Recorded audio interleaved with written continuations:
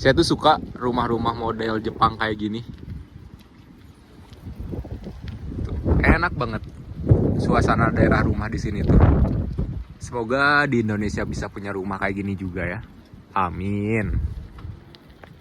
Rumah judi juga bisa tutup kayak gini ya, karena orangnya udah dikit di daerah saya ini tuh. Tuh.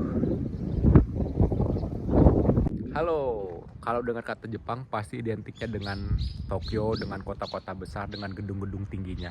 Tapi di video kali ini saya akan ajak kalian buat lihat sisi lain dari Jepang dari sudut pandang desa kecil saya ini. Tonton video ini sampai selesai biar bisa merasakan keseruannya kayak gimana. Jadi saya tuh tinggal di kota Chikusei di prefektur Ibaraki ya. Kalau di Indonesia mah disebutnya kota Chikusei, provinsi Ibaraki. Nah dari sini tuh kelihatan tuh gunung itu tuh Gunung Tsukuba. Emang agak jauh ya dari sini lokasi Gunung Tsukuba tuh, tapi bisa kelihatan lumayan jelas dari sini. Di desa saya ini tuh nggak begitu padat ya, jadi banyak ladang-ladang atau kebun-kebun buah pir Jepang yang masih luas kayak gini. Jadi emang banyak lahan-lahan pertanian di daerah rumah saya ini tuh. Tapi ada juga daerah yang lumayan padat rumah-rumahnya. Rumah-rumah di sini tuh masih gede-gede juga ya lahan halamannya tuh. Kayak rumah ini nih. Mungkin dari dulunya rumah orang kaya ya, rumah ini tuh. Makanya halamannya gede banget. Tuh. Di depan rumah ini tuh ada juga taman atau kuil. Di dalam taman itu ada kuilnya. Nah, ini suasananya dari belakang. Suasana kuil di daerah perumahan di Jepang. Jadi nggak cuma rumah-rumah aja, ada taman, ada kuil di daerah sini tuh. Ada juga lahan pertanian. Selain rumah-rumah sama kuil, di sini juga ada pabrik ya. Tapi ini tuh pabrik pertanian rata-rata di daerah sini tuh. Emang terkenal sama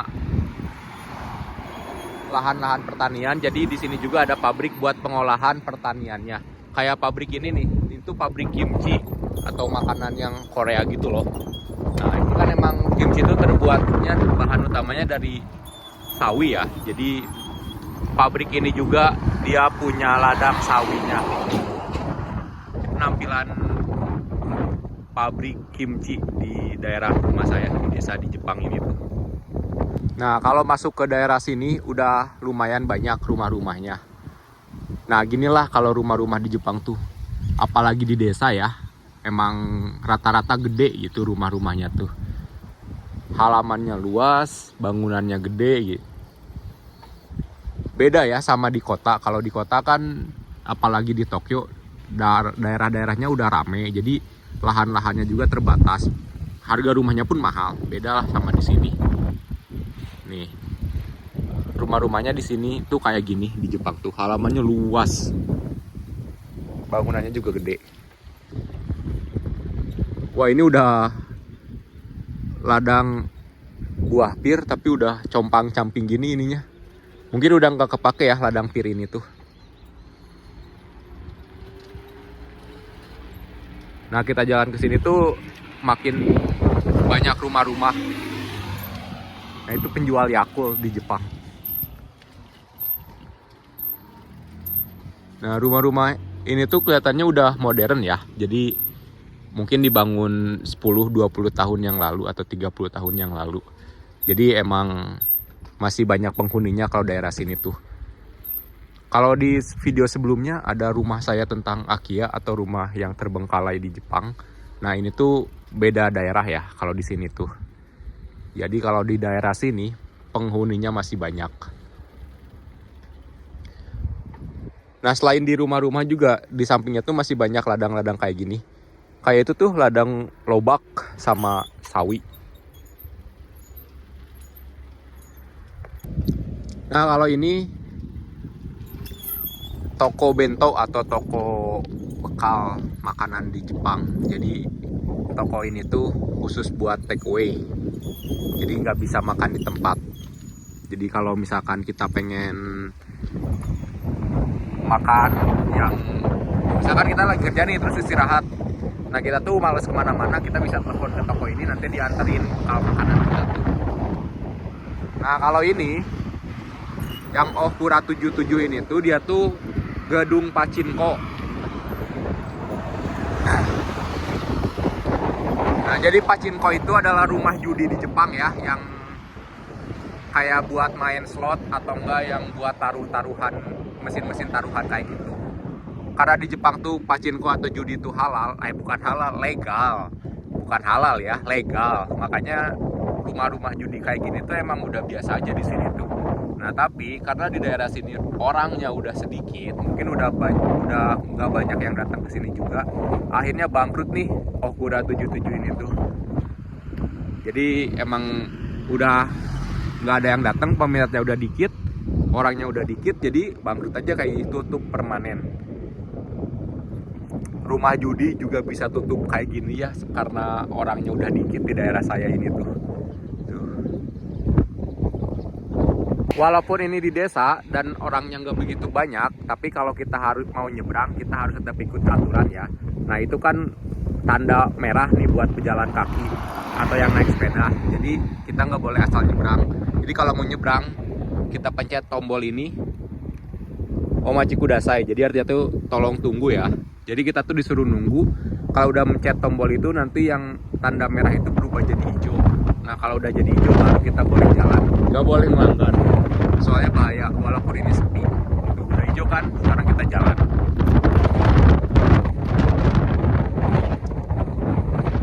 Nah, padahal sepi tuh. Tapi tetap kita nggak boleh melanggar. Nggak ada mobil sama sekali sampai sana. Tapi tetap habis tangan. Sekarang tuh hari Rabu jam 12:30 siang. Tapi suasana di desa saya ini tuh kayak gini, sepi banget. Kayak jalanan ini nggak ada mobil sama sekali. Cuman suara angin kenceng aja yang kedengeran ya. Tapi cuman ada tuh, baru datang mobil. 1 atau 2 mobil. Kayak ginilah suasananya di daerah saya tuh. Daerah sini tuh banyak juga rumah-rumahnya kayak gini. Bagus-bagus rumahnya. Saya tuh suka rumah-rumah model Jepang kayak gini. Tuh, enak banget suasana daerah rumah di sini tuh.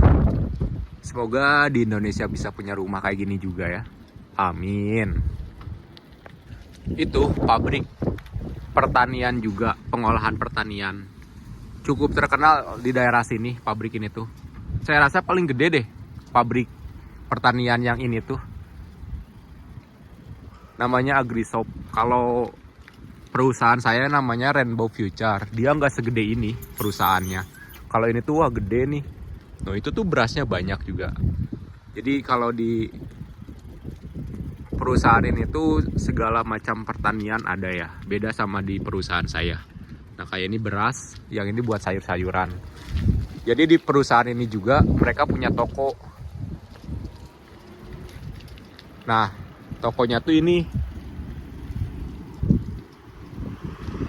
Nah, di sini tuh sayuran murah dibanding supermarket. Jadi orang-orang juga suka belanja ke sini. Tapi sekarang sepi banget ya.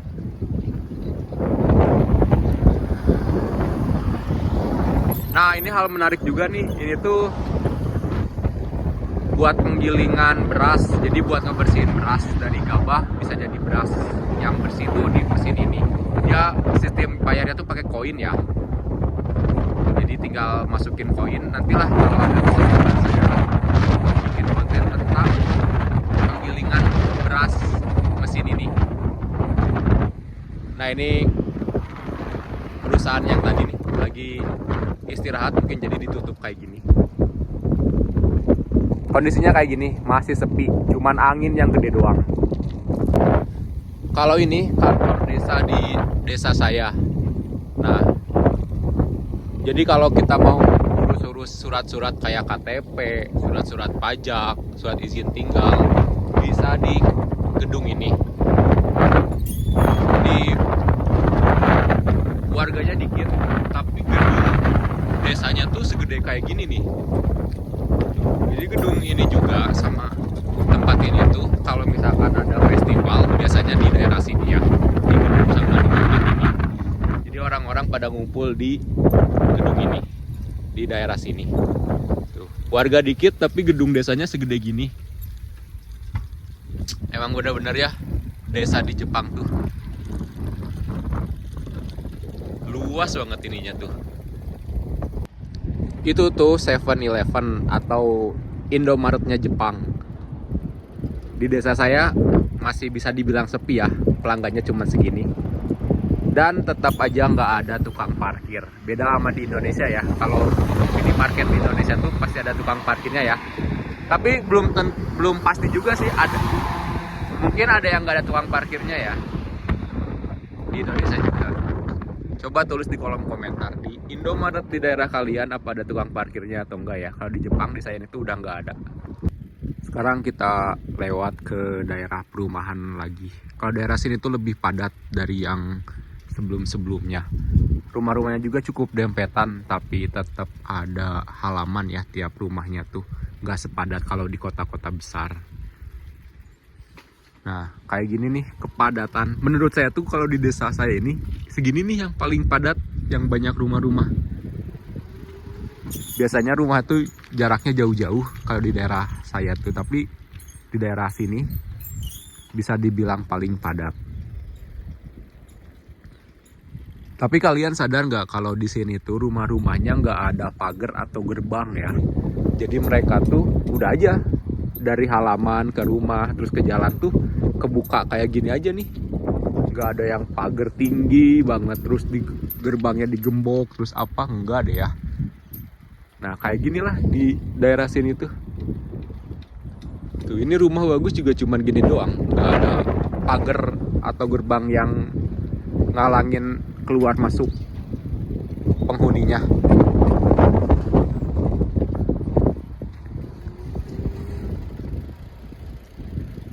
Nah segini tuh bisa saya bilang padat kalau di daerah sini tuh. Kaget digonggong sama anjing.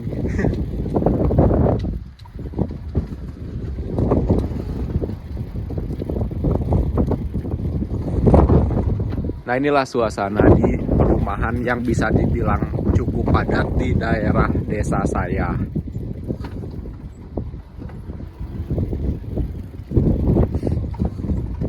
Tetap nggak ada orang kan ya daerah sini tuh. Nah itulah sisi lain dari Jepang yang bisa saya ambil dari sudut pandang di desa saya.